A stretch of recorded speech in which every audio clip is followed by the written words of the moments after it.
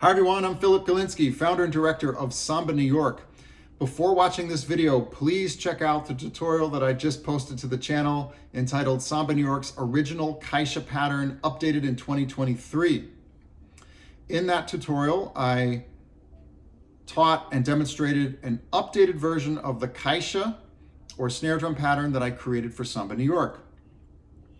Now, in my opinion, or from my perspective, a very practical and useful way of learning a samba pattern, any given samba pattern on the caixa or snare drum, would be first to understand the accents of the pattern, then to understand the complete pattern with all of the accented and unaccented notes, and being able to sing both of those, sing the accents and then sing just the accents and then sing the complete pattern. In the tutorial, I just demonstrated the singing of the accents, but I would recommend that you practice singing both the accents and the complete pattern. So I'll just quickly demonstrate that here. 1, 2, 3, 4. 1, 2, and 3, and 4. E. Do ka do tak do tak do gru do ka do tak do tak do gru. Then the complete pattern. And the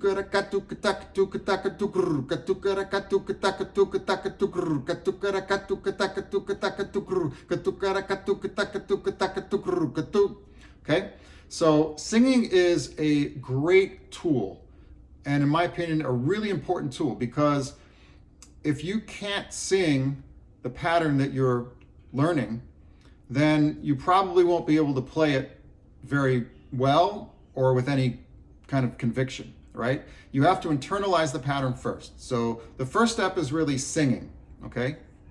The second step is understanding the sticking, meaning the combinations of rights and lefts, right? How many rights, how many lefts, what's the order? And the third step in this little system is the dynamics, meaning the loud notes and the quieter notes, the accents and the unaccented notes, and the different strokes involved in executing those notes, right? So the different strokes, which are either accented or unaccented. And finally, the fourth step is getting the samba swing, okay? I didn't mention the samba swing in the last video, in the tutorial, on purpose, because it really deserves its own video, its own little lesson. So if you're not familiar with at least my conception of the samba swing, I would refer you to, there are a couple videos here on the channel in which I talk about it. There's one in which I talk about how to get the samba swing on the third surdo. There's another one in which I talk about how to get the samba swing on the caixa, and that's obviously more directly applicable here. And that video is, those two videos are called, the caixa ones are called A Basic Pattern for Samba on the Caixa, Part 1 and Part 2. All right, so you should definitely check those two videos out to see my conception for getting the swing, the samba swing on the Caixa. And in this video, I'll demonstrate how I get the samba swing, or my way of getting the samba swing, with the Samba New York Caixa pattern. Okay, so already in the way that I'm singing it, I'm incorporating this. I'm incorporating the accents, and I'm incorporating the swing, right?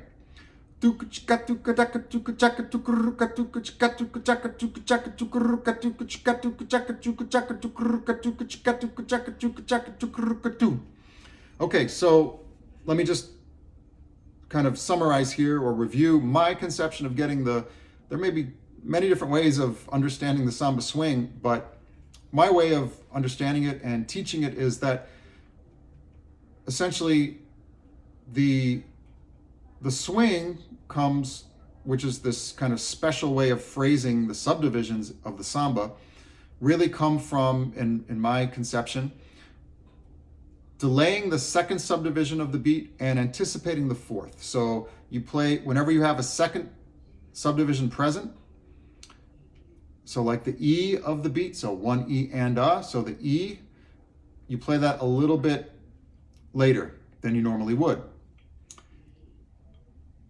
And then the or the fourth subdivision, you play a little bit early than you normally would. So if you can imagine 4 evenly spaced strokes, you could take the second one and delay it, and the fourth one and anticipate it, okay?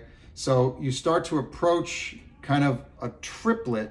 If you continue with that tendency and you even exaggerate it, you essentially get a triplet feel, because these two notes here become almost like one note, right? Because you've delayed the second note and it's almost colliding into the third note, and the fourth one you've played it early, so it's almost like three evenly spaced notes, which is a triplet, all right?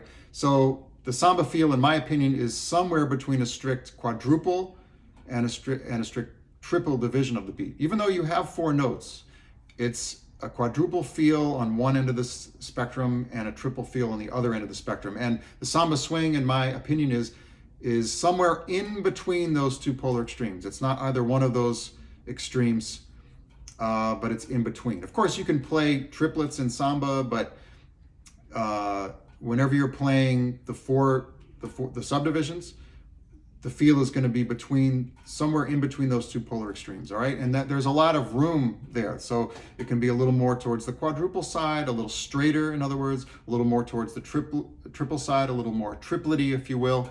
That really depends on a lot of different factors. It could depend on the player, could depend on the tempo of the music that you're playing, could depend on the group or bateria that you're playing with, the style of the mestre or director, or the style of the group or bateria. So a lot of different factors, but generally speaking, a kind of useful rule of thumb is that the slower the tempo, the straighter it's going to tend to be, and the faster the tempo, the more triplety it's going to tend to be.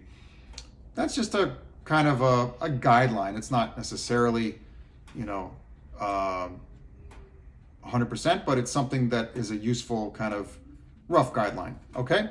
So with the Samba New York pattern, with the first beat, we have 1 E and a 2. The 1 E and a, those two left-hand strokes, we're going to apply this principle. We're going to go 1 E. We're going to delay that E, right? 1 E and a we're going to play early. 1 E and a.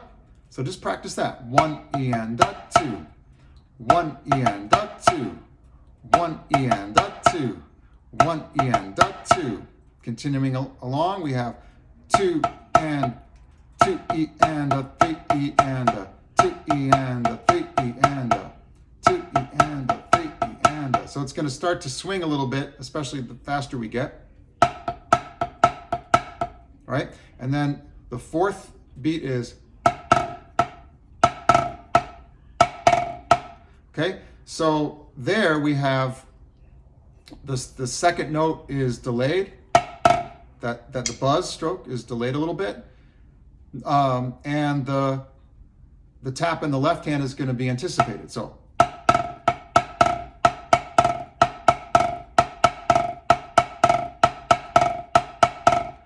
ga ga ga ga ga ga ga ga ga ga ga ga. Okay, so it's not da da da da da da da da da da da da da, which would be a quadruple interpretation of that rhythmic figure, and it's also not da da da da da da da da da da da da, which is a triplet.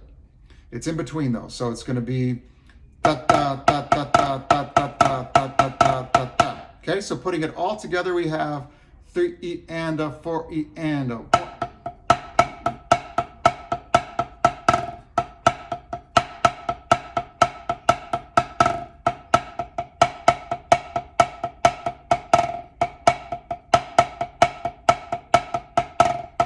Okay, so let me demonstrate it a little faster so you can hear this swing a little more, it'll be a little more evident. 3 E and a 4 E and a.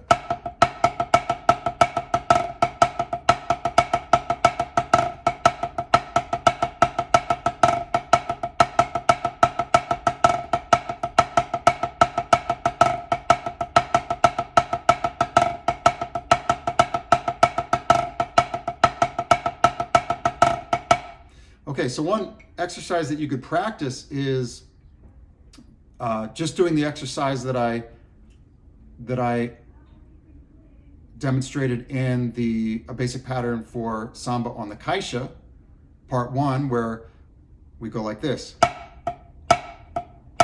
right? In the right hand or dominant hand, we're going 1 and 2 and 3 and 4 and then we're just filling in those subdivisions with the non-dominant hand, or the left hand in my case. And those are where the left hand is where the swing is going to come. So 1 and the main beat and the upbeat or the and are going to be completely straight, as if they were like computerized, right on the grid. So 1 and 2 and 3 and 4 and 1 and 2 and 3 and 4 and 1 and up 2. So you can really even exaggerate the swing in the left hand just to get a sense for it. 1 and 2 and 3 and 4 and 1 and up 2 and 3 and 4 and 1 and up 2 and 3 and 4 and 1 and up 2 and 3 and 4 and 1 and up 2 and 3 and 4 and okay. So once you have that concept, just play the batida reta, or straight ahead beat, what I consider to be the most basic pattern for samba on the caixa, which is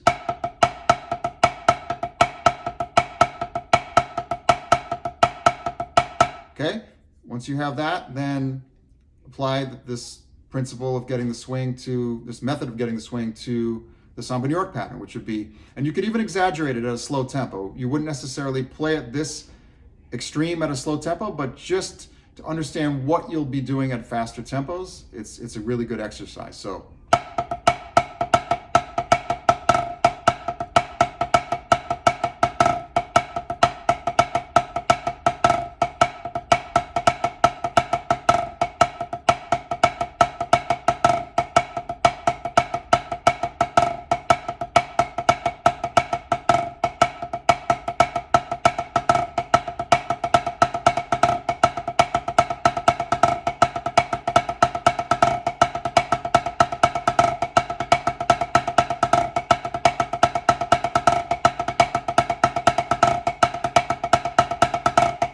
okay, so when you play it at a bit of a faster tempo, it sounds a little more natural, a little more typical.